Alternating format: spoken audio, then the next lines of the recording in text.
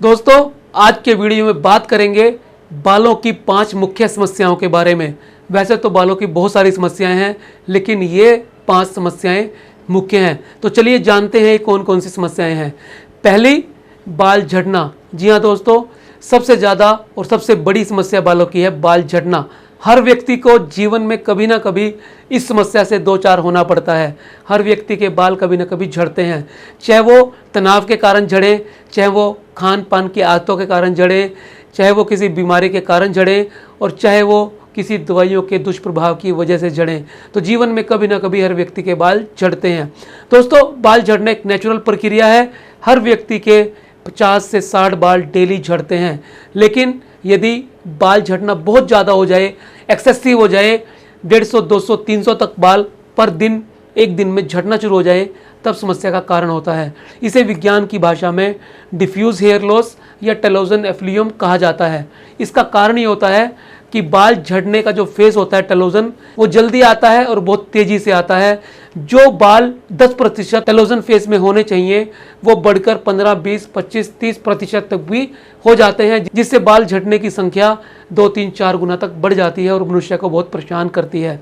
इसके बहुत सारे कारण हैं। किसी भी बीमारी के बाद, किसी भी लंबे चलने वाले बुखार के बाद, किसी भी सर्जरी के बाद, प्रेगनेंसी के दौरान, डिलीवरी के बाद, या फिर स्ट्रेस के कारण ये हो सकता है। अन्य बहुत सारी कंडीशंस ऐसी हैं जिसकी वजह से बाल टेलोजन फेज में जल्दी चले जाते हैं, जैसे डाइटिंग की वजह से। जैसे वजन कम करने के लिए जब मनुष्य डाइटिंग करता है और इस बात की परवाह नहीं करता कि उसे कितना खाना है, कैसे खाना है, संतुलित भोजन लेना है, नहीं लेना है, तब भी बाल बहुत तेजी से झड़ना शुरू हो जाते हैं।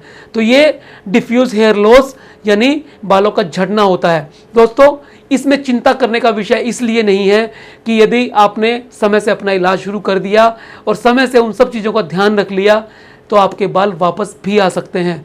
तो आप समय से अपनी बीमारी को समझें। जैसे मैंने बहुत सारे वीडियो में बताया है, पुल टेस्ट करें, और यदि घर पर ही 1-2 महीने में आपके बाल झड़ना नहीं रुक रहे, तो किसी ट्राइकोलॉजिस्ट की अवश्य मदद लें, ताकि समय से आप अपने इलाज को शुरू कर सकें।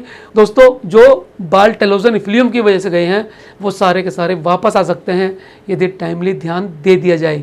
दूसरा कारण होता है पैटर्न हेयर लॉस। दोस्तों, ये सबसे ज़्यादा देखे जाने वाला कारण है पैटर्न हेयर लॉस। इसके अंदर एक पैटर्न के तहत जाते हैं। ये जेनेटिक कारणों से होता है, हेरिडिटरी होता है। यदि मदर या फादर की फैमिली के अंदर किसी को पैटर्न हेयर लॉस है, एलोपेशिया एंड्रोजेनेटिका है, किसी को फीमेल पैटर्न या मेल पैटर्न है, तब आपको ये आने की संभावना होती है। जब टेस्टोस्टेरोन हार्मोन जेनेटिक इन्फ्लुएंस में DHT हार्मोन में कन्वर्ट हो जाता है, तब बाल को पतला करना शुरू कर देता है, और बाल पतले होके उसकी जड़ खत्म हो जाती है और धीरे धीरे टर्मिनल हेयर वेलस हेयर में कन्वर्ट हो जाता है। टर्मिनल हेयर यानी मोटा बाल और वेलस हेयर यानी पतला बाल। तो जब इस तरह की समस्या होती है, तो इसे हम एलोपेशिया एंड्रोजेनेटिका या male female pattern hair loss कहते हैं। दोस्तों, समय से इसका निदान करने पर भी इसे आगे बढ़ने से रोका जा सकता है। लेकिन जब बाल चले जाते हैं, तो वहाँ पर हमें ट्रांसप्लांट करना पड़ता है, या आर्टिफिशियली ठीक करने के लिए हमें हेयर पैच, हेयर फिक्सिंग का सहारा लेना पड़ता है। PRP भी इसे रोकने में और बालों को मोटा करने में काफ़ी हेल्प करती है। दोस्तों, बालों की तीसरी समस्या होती है पैची हेयर लॉस, जिसे हम आम तौर पे बालों में कीड़ा लगना कहते हैं। इसे विज्ञान की भाषा में एलोपेशिया एरियाटा कहते हैं। ये एक ऑटोइम्यून डिसऑर्डर है। शरीर की इम्यूनिटी जब रिवर्स काम करना शुरू करती है, तब बालों को गुच्छे के रूप में उड़ाना शुरू कर देती है और एक ही जगह से बाल चकते के रूप में निकल जाते हैं। ये सिंगल पैच से शुरू होकर मल्टीपल पैच में कन्वर्ट हो जाता है, और इसकी आगे की स्टेज एलोपेशिया टोटलिस होती है, जिसके अंदर सिर के सारे बाल चले जाते हैं और सिर गंजेपन का शिकार हो जाता है। जब ये और ज़्यादा बढ़ता है, तो एलोपेशिया यूनिवर्सलिस हो जाता है, जिसमें सिर के साथ साथ पूरा शरीर इन्वॉल्व हो जाता है। आई लैशेस, आईब्रो, शरीर के अन्य हिस्सों जैसे दाढ़ी, मूंछों और इंग्वाइनल रीजन से भी बाल सारे के सारे खत्म होने शुरू हो जाते हैं। दोस्तों, इस स्थिति तक ना पहुंचे तो उसके लिए आपको पहली स्टेज के ऊपर ही, पहले साइन के ऊपर ही अलर्ट होना पड़ेगा, और अच्छा ट्रीटमेंट लेने पर आप एलोपेशिया को ठीक कर सकते हैं, एलोपेशिया एरियाटा को ठीक कर सकते हैं। बहुत सारे लोगों को ये जेनेटिक भी होता है। 15% लोगों के लिए जीन जिम्मेदार होते हैं, यानी ये वंशानुगत भी होता है। समय रहते इसका इलाज कर लिया जाए तो इसे ठीक किया जा सकता है।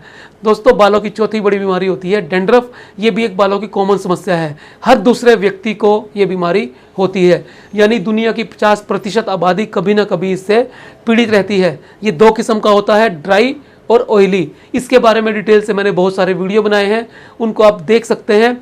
आज की वीडियो में मैं सिर्फ बालों की मुख्य बीमारियों के बारे में ही बता रहा हूं, तो इसलिए मैं डिटेल में डैंड्रफ के बारे में आपके साथ चर्चा नहीं कर पाऊंगा। लेकिन समय रहते यदि इनको ध्यान में रख लिया जाए तो इन्हें मैनेज किया जा सकता है, इन्हें ठीक किया जा सकता है।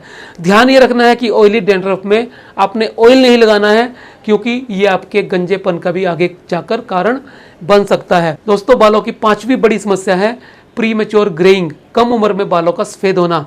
आप सब जानते हैं बाल हमारी सुंदरता के लिए कितने आवश्यक होते हैं। यदि कम उम्र के अंदर ही बाल सफ़ेद होने शुरू हो जाएं तो हमें ये बुढ़ापे के लक्षण जैसा लगता है, हमें ये बुढ़ापे की फील कराता है। व्यक्ति का मनोबल गिर जाता है, उसकी सेल्फ एस्टीम कम हो जाती है। तो इसीलिए यदि आप समय रहते बालों के सफ़ेद होने की समस्या से पीड़ित हैं तो इसको मैनेज किया जा सकता है, आगे बढ़ने से रोका जा सकता है और बहुत सारे केसेस में रिवर्स भी किया जा सकता है। यदि आप डाइटरी हैबिट सही रखें, आयुर्वेद के अनुसार दिनचर्या का पालन करें। तो दोस्तों, मैंने बहुत सारे वीडियो में आपको ये बताया है कि ये दो कारणों से होता है, जेनेटिक और दूसरा एनवायरमेंटल फैक्टर्स। जब हम अपने खान पान को ठीक करते हैं, रहन सहन को ठीक करते हैं और कुछ आयुर्वेदिक दवाइयों का सहारा लेते हैं तो आपके बाल जल्दी सफ़ेद होना जो शुरू हुए थे वो रुक भी जाते हैं और रिवर्स भी हो जाते हैं। तो दोस्तों, इस वीडियो में आपको एक ही बात मैं कहना चाहूँगा कि बालों की या शरीर के अन्य अंगों की कोई भी समस्या हो, यदि आप समय रहते चेत गए, समय रहते आपने अपनी बीमारी को समझ लिया, तो उसे आप प्रोग्रेस करने से रोक सकते हैं और ज़्यादातर केसेस के अंदर जो नुकसान हुआ है उसे रिवर्स भी कर सकते हैं। तो मैं उम्मीद करता हूँ आज का वीडियो आपको अच्छा लगा होगा। यदि आपको ये अच्छा लगा है तो इसे शेयर अवश्य करें। मिलते हैं अगले वीडियो में फिर एक नए विषय के साथ। तब तक के लिए नमस्कार।